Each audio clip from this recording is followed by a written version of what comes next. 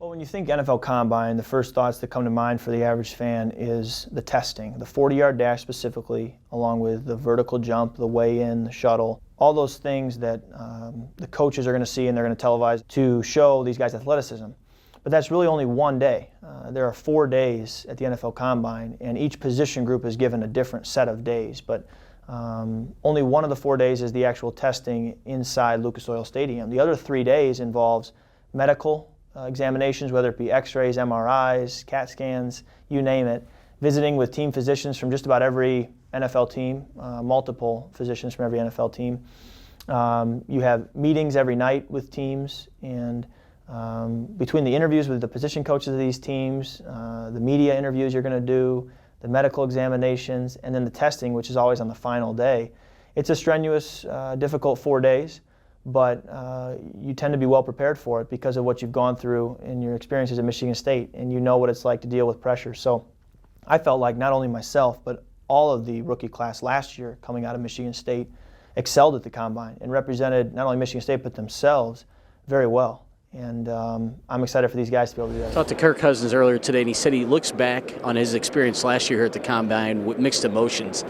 People really have a difficult time comprehending what those guys do go through this week. It's overwhelming. I mean, it never ends. So from the minute you wake up to the minute you go to sleep at 11 p.m., 12 p.m. at night, it is nonstop football. And it's all done with a purpose, from the medical exams to the interviews to dealing with the media here out front. But make no mistake about it, first and foremost, it's about the medical evaluations of these players down here at the Combine. But it can be a very dizzying process if you've never been to it. It's probably one of the craziest job interviews I was ever a part of, and I'm sure Kirk Cousins would say the same thing. And it is an eye-opener, and it really lets you know as a player that you are entering a business. This is a business when you talk about the National Football League. These teams are in the business of winning, and they are trying to acquire the best investments that they can in these players. And I think that for a lot of players at times can be overwhelming, but if you understand it and you understand the process, it can be, obviously, you can go through it undaunted as well. Todd, your impressions of the offensive players have already finished their drills here, first with Le'Veon Bell, the running back. Well, I thought Bell had probably, I would say, in the top 3 in terms of all-around workouts when you combine the fact that he's 230 pounds, 6'1", ran a 4.60 officially. Some guys I talked to that were in their timing had him in the low to mid 4.5s. The vertical jump was good. The broad jump was good. He caught the ball very well, too, and that's something that you see on tape. So he just confirmed that he's a guy that, even though he's bigger and a physical back, that you can flex him out in the slot, and he's comfortable doing what a lot of guys are usually 200, 205 pounds are able to do. And I just think that versatility, you can't have enough versatility in the league right now, and the passing game is so important. So as a big back that can protect and a big back that you can move around and do different things and create mismatches, it certainly will help. I think it's a big part, actually, of what he brings in terms of value at the next level. And the more tape I study of Le'Veon Bell, the more I really believe that he belongs in day 2 and maybe even round 2. Deion Sims, a tight end, when healthy, was very productive. Your impressions of him? I think he had a good overall workout. He ran in the 4.7s. He's got good size.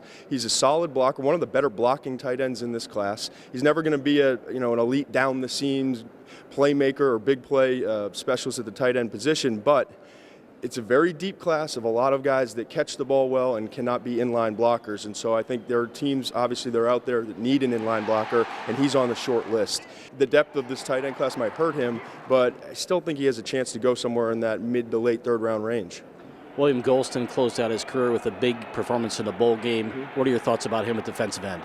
Well, he has room to improve in terms of his technique and consistency that he brings. But you talk about height and weight and athleticism and just overall ability, there's a lot of potential there. He flashes it sometimes, and I'm excited to see how he works out, to see if he's in the best shape of his life and to see if he has a little bit more explosiveness and a little bit more burst in his game.